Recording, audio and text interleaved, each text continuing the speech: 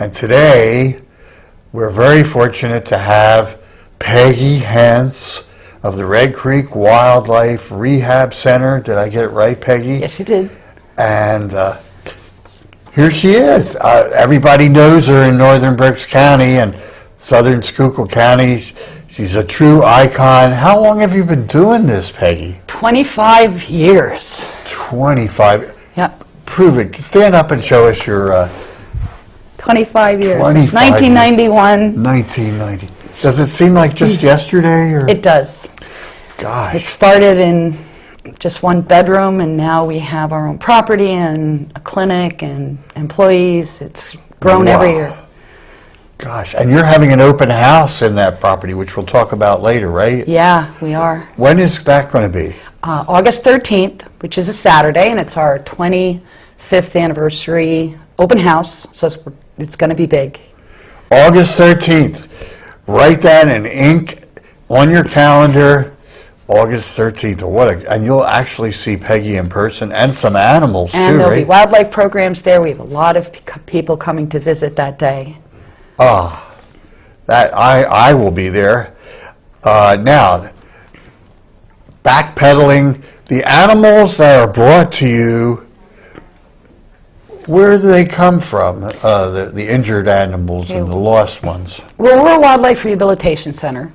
We take in injured, orphaned, and sick wild animals, and our goal is to get them back out into the wild where they belong. We take all species, from hummingbirds to eagles, from tiny little baby squirrels to white-tailed deer fawn, Wow. Turtles, snakes, amphibians, everything but bear. No bear. No bear? No bear. Oh. And the animals that come to us are found by the public, and then they bring the animals to our care. They call us first. Uh-huh. Mm-hmm. Now, what should somebody do? Oh, let me just say one. Joan, I don't know if you're ready for this or not. I would like to we have an announcement to make. Hamburg, our town foundation, is having a farmer's market.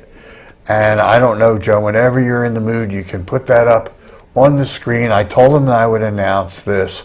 We're having a farmer's market, and I think it's on Sunday. I don't know if, there it is. Oh, farmer's market.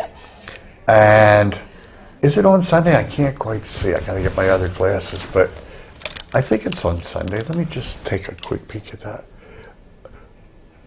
Grand opening, Hamburg Farmers Market grand opening, and I think it's on a Sunday.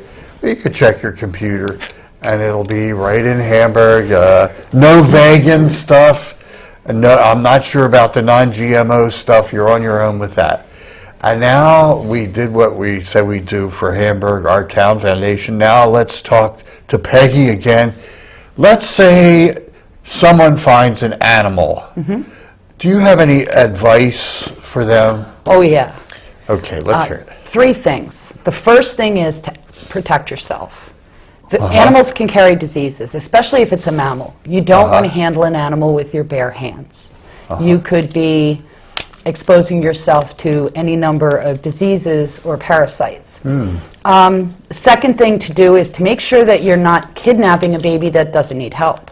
This is our busiest time of year. Mm-hmm. It's baby season, and everything from fledgling birds to, just foundling babies might not need attention.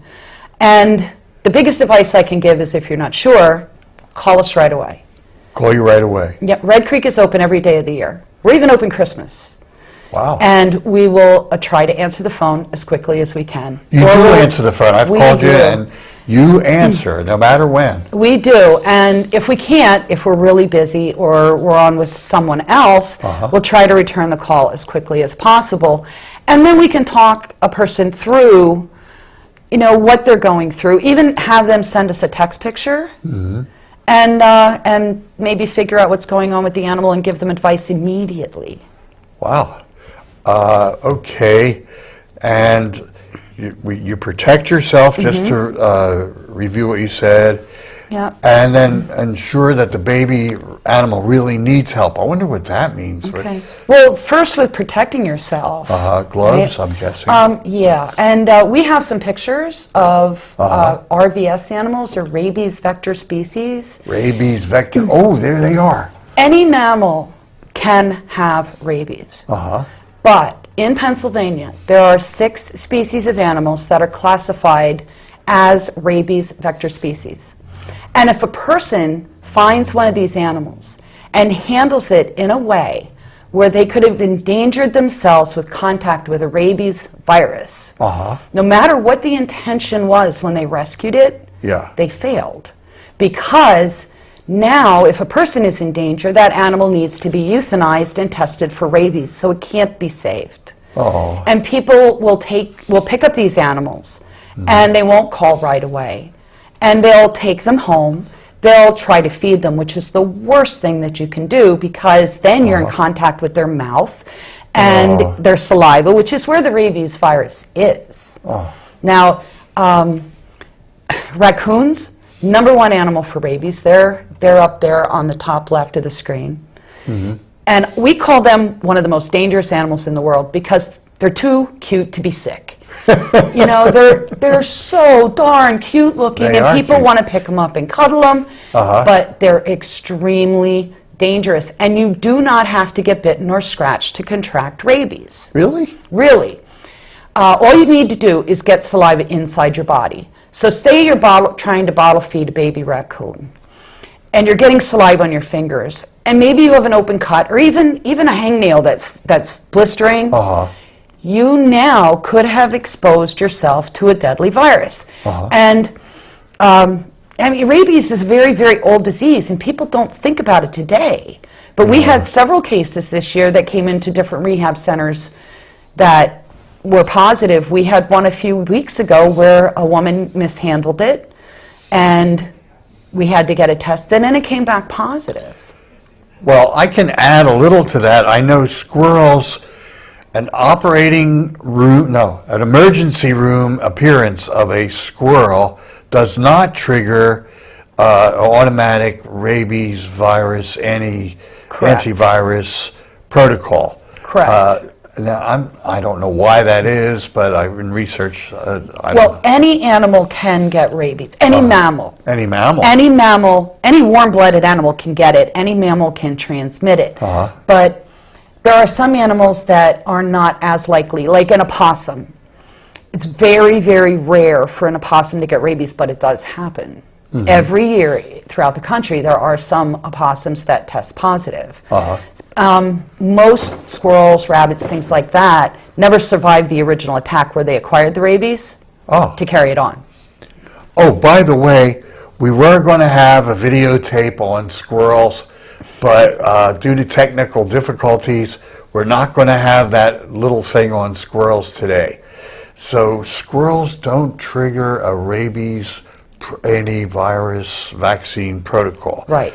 But most animals do, like raccoons and whatnot. The 6 species in Pennsylvania are raccoons, foxes, skunks, bats, coyotes, and woodchucks. Gosh. People call them groundhogs, but they're woodchucks. Yes. Gosh. All right, let's see. So how do you know if a baby animal really needs help? How do you know? First, you have to be able to identify the animal. You have to know what it is. And that's where we can help. If someone texts a picture to us, we can identify the animal. And then knowing their nesting behavior. Some animals, and I think we have some pictures here. Yeah, there's another picture, yes. Yeah. These are pictures that are often found alone. People think that the mother abandoned them, and they kidnapped them. One of the most famous ones are fawns. Fawns are often found alone until they're big enough to travel fast with their mother and escape predators. How they stay safe is they stay hidden. Mom will only come 2 or 3 or 4 times in 24 hours. She'll only spend a few minutes with the baby and then leave again so as not to attract a predator. The chances of someone catching those few moments are pretty slim. But there are signs to look for, and if you call us, if you see a baby fawn and you're not sure if it needs help, and you call us, we can talk you through what to look for and look for clinical signs that might mean it's in trouble. Baby bunnies are the same way. They look small and helpless. The mother's around. She just doesn't hang out with them, as is the same with mourning doves. They're often found alone. And this time of year, up in the top right, are the fledgling birds. There are a lot of baby birds right now. They're leaving the nest. They haven't learned to fly yet. They're learning. People find them hopping around or perched low to the ground, and because they can't fly, they automatically think that they're injured or abandoned. That they don't need help, right? That's right. Is there another picture of don't need help animals that we have? Oh, there's another picture of animals that if they are found alone, that means that they're in trouble. And these are your precocial baby birds. Like, think of a baby chicken. It's always with its mother. Right. Any kind of bird that hatches out of the egg and it can immediately get up and walk around and it's not helpless is always with its mother. Killdeer, turkey, pheasant, all your waterfowl, your ducks and your Always geese. with the mother, right? Always with the mother. If they're found alone or there's no parent there, there's a problem, as is with small opossums. Possums are marsupial in Pennsylvania, kind of like a kangaroo where the babies are in the pouch. And they're the only, I always say they're my favorite North American marsupial, but they're the only North American marsupial. But baby opossums actually develop in the pouch, and when they're old enough to come out of the pouch, they ride around on mom's back. Occasionally one will drop off, and that's one that's in trouble. Or sometimes mom will go down into a garbage can and leave the babies down in there. She climbs out and they can't. So if you find a baby opossum alone, that's an animal that's in trouble. And then there's lots of other species that you just don't know. It depends on the situation. And that's where a phone call can mean the difference between kidnapping a baby that doesn't need help and rescuing one that really does. Wow. And but let's say you do help them. How do you avoid taming the animal as it grows older? Oh, okay. Well, see, that's a big problem with hand-raising baby animals. When people take animals home, it's not good for the animal. It's not good for the family. The animals don't get the right nutrition, but they often can become tame or what we call imprinted. And how we avoid that is, one, with sheer numbers. There is a picture of some baby bunnies. There they are. Red Creek won't get in a single baby robin or a single baby bunny to raise.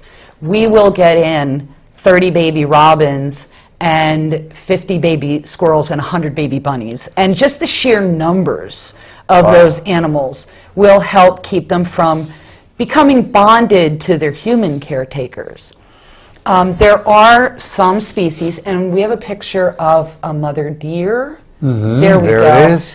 There are some species that are so easily imprinted just by being around people that what we'll do is we'll use adult surrogates. We have 2 female adult deer. Their names are Mama and Auntie. This is Mama. And they have not had babies of their own, but they do care for and they serve as a parent to all the fawns that come in. So they bond with her, and then they can be released and they're not walking up to people and bucks aren't attacking people. And so that's for animals that are very, very easily imprinted. We have adult ducks that will do the same because ducks are very easily imprinted on people.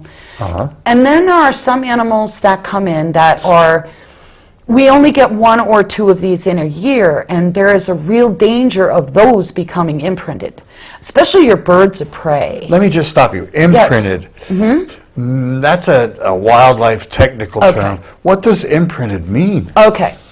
All animals, when they're very young and their eyes begin to focus, they look at who's taking care of them. They look at who's feeding them and nurturing them. And they get a picture in their mind of who they are. And think about this, the perfect mate to look for when they're old enough. And it works because rabbits raise rabbits and squirrels raise squirrels. But when a human being is the one that they're looking up to, they get the wrong picture in their mind. And it can actually drive them crazy. It's a biological condition, and once it happens, it can't be undone. It's not just becoming habituated or friendly. It is truly a confusion for the rest of their lives. So in their mind, once their eyes can focus, they lock in their memory forever. Yes. The first thing that they really see that's in focus, which could be a person. Correct. And that's something that we don't necessarily want to happen, and that's what you mean by imprinting. That right? is imprinting. And it can be, it's very frustrating for the animal, but it can also be dangerous for people. We've had squirrels bonsai people out of trees. Because a lot of times what happens is with their frustration, they'll attack. There have been cases of buck that have mauled people after that buck had been hand raised by somebody, like a neighbor, and then released. Oh, because, all right, yeah, it sort of makes sense. Yeah, it can be really confusing for them. Oh, gosh. All right, let's see what else. Thanks for straightening me out on that one. Yeah. Now, what I was saying, though, is sometimes we'll get in certain species of animals that we'll only get 1 or 2 in. And sometimes you can use puppets that look like the animal, but we actually have a selection of birds of prey. And these are adorable. These are non-releasable. Yeah, here's your little owl friend right there. Yeah. Well, we could use that if we didn't have an owl foster, but fortunately we do. We have some pictures of the rest of the pictures we have with us.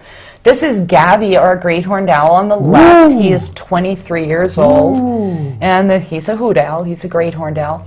Wow. To his right are 2 babies that he is raising, and he's been doing that for 22 years. Gosh, so he knows what he's doing. He knows what he's doing. He's also our logo, and he is our top education bird, although right now he's taking a break because he has several babies. Oh, here it is on your flyer. Yeah. Okay. What Great else horned do we owl, have? huh? That's a great horned owl. Wow. And we'll typically get in 3 or 4 of those babies each year. And there's more pictures.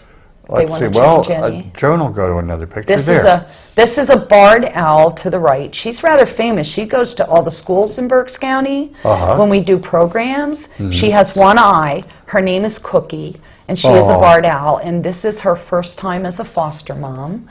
And she is raising a baby barred owl that was sent to us from Philadelphia because we had Cookie. And not many people have a captive barred owl that can't be released, and she's doing a fabulous job. Gosh. See if all the way from Philly. Yeah, gosh. All the way from Philly that one came. Oh, they look almost like people. Look at those little faces. Well, they have that binocular vision thing going on there. And you say it had 1 eye, so you can't really release it again, I'm guessing. Well, she also has sight deficiency in the eye that remained. She can't see well enough at all. Gosh. And I don't know if we can rotate any more of the pictures. I don't know. Joan might have another one. On the left there, we have a brand new red tail. It just came into us like 2 months ago, had been hit by a car and lost the tip of his wing. And we weren't sure if we wanted to keep it as an education bird or not. We started working with it. It was wonderful. Our veterinarian, who is Len Donato down near Philadelphia, amputated the wing. And then we got this baby in, and he heard the call. We named him Tiberius, because I'm a Star Trek fan. Tiberius. Yeah. But the baby was calling, and he started calling back. So we put them together, and he started feeding him. So we do believe that Tiberius was a dad at one time. He knew exactly what to do. Oh. On the right is an American kestrel. It's the smallest of the North American falcon, and you can see the baby in the basket and one of the falcon parents going and delivering food to it. Oh. We have a couple others. This is 2 screech owls. The one in the front is the female. The one in the back is the male, and in between them, see the little baby? Yes. Yes, and they are together raising it. So these birds can grow up, and they have imprinted on their own species. Oh, how perfect is that? Yeah, and when they get released, they live a natural life, which is what our goal is. Gosh, we could just think about that. That is really something. I know when I saw you a few weeks ago at Long Trout Winery, you were doing a program there, and you had a peregrine falcon. Yes. And I did not know that they are the fastest creature on Earth. They are. And you say 150 miles or 250? Oh, no, more than that. 250, and then I told somebody else, and they said, yeah, 280, so you're Yeah. being conservative. Right. Fastest creature on Earth, but you could not release this peregrine falcon into the wild. Why? Why? It had flown face first. In its original flight, it was only about 3 months old, probably at speed, face first into a brick wall. And it ended up developing what is best described as cataracts in its eyes. It's not blind, but its eyes don't work well enough for it to be able to hunt at 270 miles an hour. So what it's doing now is being an exhibit bird, something you can carry around on your arm? Yes, we do school programs, and we'll do programs for like Boy Scout Blue and Gold Banks and community programs, and we'll take usually a hawk or a falcon, an owl, a vulture, and whoever else is in a good mood that day, and we'll do like a 50-minute talk. Oh. It's one of the ways that we raise funds for Red Creek. Gosh, that is something. Well, I see we have 5 minutes left. Is there anything that we should talk about? Maybe Operation Game Thief or something of that nature? Well, you had mentioned that, what do people do if they see crimes against wildlife? Poachers. Yeah, and you had a little Shooting sign at up night here. and all that. Maybe Right. we could show this. I don't know if you... You had a little let's see sign how up good here. Eric is. Can we like zoom-esque into this? This is the Pennsylvania Game Commission. Yeah, very nice. If you can write that down along with the other stuff. Go ahead. One of the things I mentioned to you, we were talking right before the you program. have it on your website, yeah. On our website, on every page on the right-hand side, if you scroll down, there's this really beautiful blue badge called, and it says Operation Game Thief. It's the Game Commission's new program. It just is from last summer, where you can report crimes against wildlife. And if you click on that badge on our website, it takes you right to information on how you can report it. So I'm guessing your website has a lot of nice information. We have a lot of information on our website. It's redcreekwildlifecenter.com, same as our name. Okay. And our phone number's on there. About a lot of people, of the million people that are watching this, do not have a computer. I know it's hard to conceive, but people out there don't want to be bothered with it. Maybe you'd be willing to give the number to get The phone number, Red Creek's is 570 570 739 739 4393. That's our emergency clinic. Say it one more time. 570 739 4393. Okay, I hope we got that out there. And it's Red Creek Wildlife Rehab.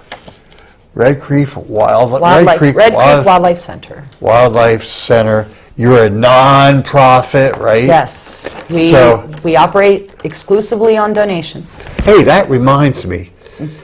If you have some extra cash, what possible better place to put that cash than the 501c charitable organization that Peggy works like a slave on all day long, like very high intelligence, very high productivity. Red Creek Wildlife Center could use some contributions. I mean, you don't have like too many funding sources except kind-hearted public, right? We do. We have actually one wonderful benefactor from Berks County, and that's the Reading and Northern Railroad. Ooh, who has Andy supported Muller. us. He has supported us for the last 8 or 9 years. What a great guy. He is wonderful. He's Absolutely been on this show wonderful, has he? for his Africa trips. And he sends us almost half of our budget, but he does challenge us to meet the other half. Oh. And we also have some future needs, like we're going to need new buildings in the future. And because, you know, things get old and things fall apart. So, Wow. you know, we'll Now, need additional funding for that. if you decide you want to, I guess it is an investment, invest in, and 1,000% of the money goes to Red Creek Wildlife, right? Everything goes to Red Creek. It doesn't go away anywhere. We don't have like mega office buildings and things like that. Just doing a wonderful good. If you decide you want to do it and you lost the number, you can call the TV station, and they've been instructed to give Peggy's number. And I would like to give you some money right now. No. I think, or maybe I'll wait till after the show, but I'm inspired. So now we're almost done. I guess any parting shots? Give the number again. 570 570 739 739 4393. 4393. We're open every day of the year. 25 hours a day? Not quite. 8 days a week? Our regular, this time of year, our regular clinic hours are from 9 in the morning till about 7, 8 o'clock at night. Oh, But we Good. always answer the phone. I am so impressed. Allie wants to tell me something. Allie wants to say hello to Dennis Geiger. I will say hello to Dennis Geiger. And Allie, I hope you never have to go to Red Creek Wildlife except for as a visitor. And right now, we all love wildlife. And I guess we're all going to say goodbye. Anything else? That's wonderful. Bye-bye, everybody. Bye. Thanks for watching.